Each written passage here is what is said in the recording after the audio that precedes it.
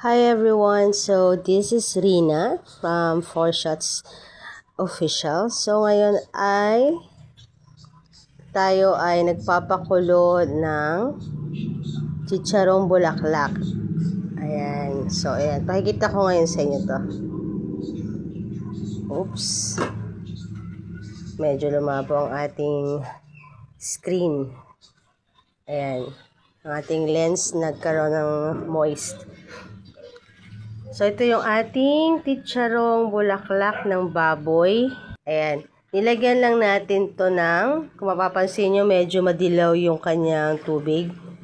Meron siyang kasamang garlic, at saka ginger, then chili powder, at saka konting paprika. Kaya ganyan yung kulay niya. Nag-mix-mix sila. So, pakukuluin lang natin hanggang lumambot. Kailangan kulong-kulo para pumasok talaga ang ating mga spices. So, hintayin natin mamaya. Pipirtuhin naman natin yan. So, ayan. Iti-check na ulit natin ang ating chicharong bulaklak. Siguro may mga 10 minutes na rin siyang kumukulo lang ng kumukulo. Pwede na rin to. Ayan. Ang lens natin. So, papatay na natin yung kalan. Hayaan natin bumaba ng konti yung pagkulo-kulo niya. Then, ilalagay na natin sa ating dapalan. Saka natin gigilit-gilitin yung ating mga chicharong bulaklak. So, let's go. Kunin na natin yung mga chicharong bulaklak para sila ay tumulo-tulo na. Ayan. Lagay muna natin sa plato. Look at that. Diba? Ang laki! Ang laki ng chicharong bulaklak. Oh my God. Oh. Transfer muna natin. Isa-isa. Yan. May maliliit na kasama. Grabe. Diyan to, 1 kilo ng chicharong bulaklak.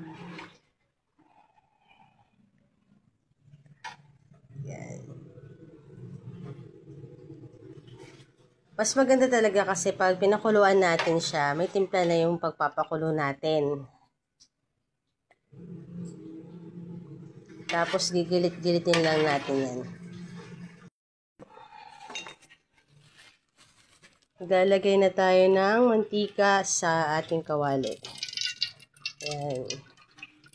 Maganda to, mainit na mainit talaga bago tayo mag-drop ng ating chicharong bulaklak. Tapos, itong chicharong bulaklak natin na naka-ready na, nagilit na natin yan. Lalagyan natin ng konting salt. Yan.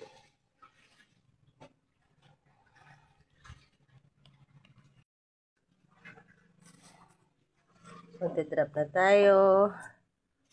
Yan.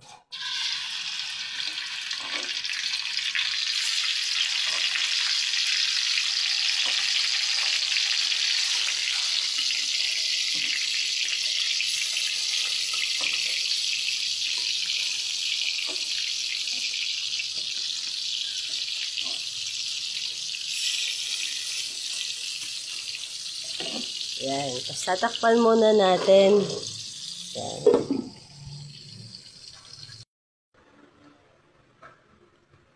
So, ito naman yung sausawa natin. Lalagyan natin ng salt. Sibuyas at bawang lang po yan. Tapos may suka. Tapos lalagyan din natin siya ng konting asukal. Para may balance. Lalagyan natin ng konting asukal para mag-balance yung lasa ng ating sausawan.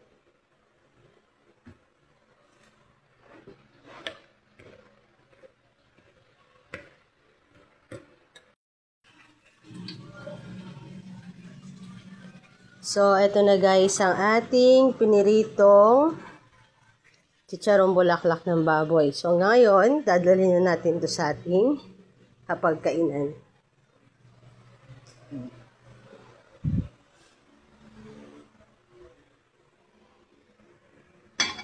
Ayan. Yan na siya. At ito naman yung kanyang magiging sausawan na may bawang, sibuyas at suka. May konting asin at asukal. Ayan. Guys, thank you for watching. Bye!